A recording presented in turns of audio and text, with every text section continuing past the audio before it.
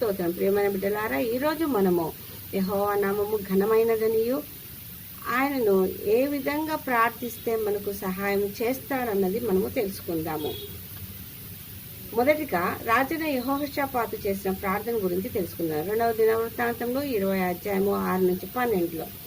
మొదట యెహోవాను స్తుతించాడు. సృష్టికర్త అయిన దేవ, ఎత్తైన స్థలంలో ఉంటూ రాజ్యములను ఏలువాడవని, బాహుబలం కలిగిన పరాక్రమం కలిగిన వాడవని, తన జనులను శత్రువుల నుండి కాపాడి తాను చేసిన ప్రమాణమును మర్చిపోక వాగ్దానము చేసిన దాన్ని నెరవేర్చి వాడవని, తన ప్రజలను ఏ కీడు అయినను యుద్ధములైనను తెగులైనను అనగా ఏ శ్రమనందైనను మొరపెట్టినను ఆలకించి రక్షించువాడని, అమ్మోనీయులు, మొయాబీయులు, సేయీయులు మన్యములో వారితో ఇశ్రాయేలీయులు యుద్ధము చేయక తొలగిపోయిరి. అయినప్పటికీ వారు ఇప్పుడు నీవు మాకు స్వాస్థ్యముగా ఇచ్చిన ఈ స్థలం నుండి మమ్ములను తోలివేయుటకు వారు వచ్చినారు. వారికి తీర్పు తీర్చవా అని మా మీదికి వచ్చుచున్న ఈ గొప్ప సైన్యముతో యుద్ధము చేయుటకు మాకు శక్తి చాలదు, ఏమి చేయుటకు తోచదు, నీవే మాకు దిక్కు అని ప్రార్థిస్తూ యెహోవాయే యుద్ధము జరిగించు వాడని జనులను బలపరుస్తూ పూర్ణ ఆత్మతోనూ పూర్ణ మనస్సుతోనూ దేవుని ప్రార్థించగా 2వ దినవృత్తాంతంలో 22వ వచనంలో శత్రువులు హతులైరి అని వ్రాయబడ్డది.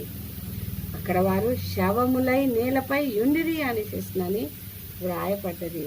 యెహోవా వారి శత్రువులపై వారికి జయమునిచ్చెను, వారికి సంతోషమునిచ్చెను. యుద్ధము చేయుటకు మాకు శక్తి చాలదు, ఏమి చేయుటకు తోచదు, నీవే మాకు దిక్కు అని మనసును దృఢపరచుకున్న వాడై పూర్ణ మనసుతో పూర్ణ ఆత్మతో యెహోవాకు ప్రార్థించెను. అనగా ఆయనను పూర్ణ మనసుతో ఆశ్రయించినాడు. కాబట్టి ఆ ప్రార్థనను దేవుడు విని వారికి విజయము అనుగ్రహించాడు. అదేవిధంగా హిజ్కియా రాజు కూడా 2వ రాజులో 23వ వచనంలో తను ప్రవక్త అయిన యెషయా మరణకరమైన రోగమును కలిగి ఉన్న హిజ్కియా రాజుతో, నీవు మరణమవుచున్నావు, బ్రతుకవు కనుక నీవు నీ ఇల్లు చక్కబెట్టుకునుమని యెహోవా సెలవిచ్చుచున్నాడని చెప్పగా, తన ముఖము గోడ తట్టు తిప్పుకొని, యెహోవా యథార్థ హృదయుడనై సత్యముతో నీ సన్నిధిని నేనెట్లు నడుచుకుంటునో, నీ దృష్టికి అనుకూలంగా నేనెట్లు నడుచుకుంటునో కృపతో జ్ఞాపకము చేసుకునుము. కన్నీళ్లు విడుచుచు ప్రార్థించాడు. యెహోవా ఆ 15 సంవత్సరంలో ఆయుష్ను హిజ్కియాకు ఇచ్చెను. ఇక్కడ తను కన్నీళ్లు విడిచుటను చూచి తిని, నీ ప్రార్థనను వింటిని, అంగీకరించి తిని, నేను నిన్ను బాగు చేసేదనని యెహోవా సెలవిచ్చినాడు.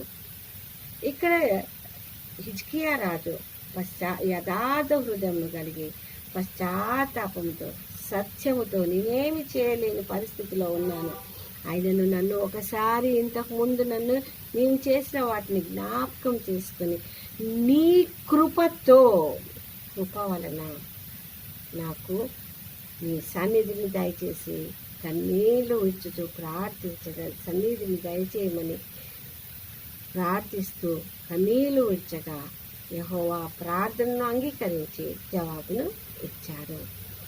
ఆ విధంగా మనం ఎలాంటి పరిస్థితిలో ఉన్నప్పటికీ అయ్యో ఎటు తోచక ఏమీ చేయలేక అయ్యో అయ్యో అని అనుకునే బదులు, ఎలా అని అనుకునే బదులు మనము ఆయనపై ఆధారపడి పూర్ణ మనసుతో పూర్ణ హృదయంతో ఆయనకు ప్రార్థించినట్లయితే యెహోవా మనకు సహాయం చేస్తాడు. కాబట్టి ఆయన నామము ఎంతో ఘనమైనది. ఆ నామము పేరిట మనం ప్రార్థించి కృపలను పొందుకుందాము. ఈ కొద్ది వాక్యము దేవుడు దీవించుగాక. ఆమేన్, ఆమేన్, ఆమేన్.